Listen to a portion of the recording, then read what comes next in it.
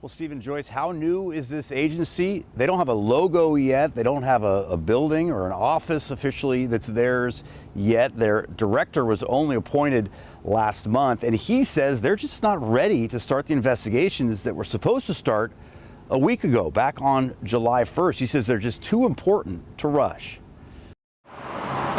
When a police officer uses deadly force in this state, investigators from surrounding agencies, usually neighboring communities within the same county, take up the case and present findings to a prosecutor for a decision on criminal charges. And I am signing. But last year, lawmakers wanted to take those nearby investigators out of the picture. So they created a new state agency, the Office of Independent Investigations.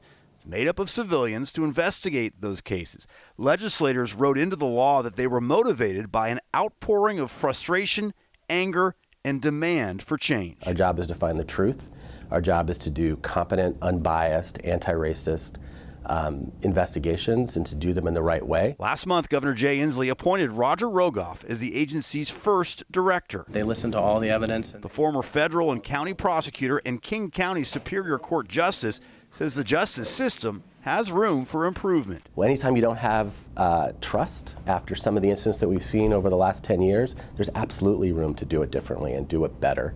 And that's what we're hoping to do. State law required the investigations to start last week, but the agency is not ready.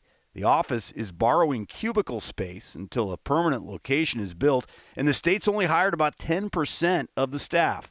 Rogoff says they're months away from taking on cases. What do you say to people who are going to say, well, look, they're already falling out of the gate here? Sure, and I think we would be falling out of the gate if we started conducting investigations when we weren't ready to conduct investigations. We won't be falling out of the gate if, when we take that first case, we know what we're doing, we know we're doing it in the right way, and we handle those cases competently and in an unbiased way.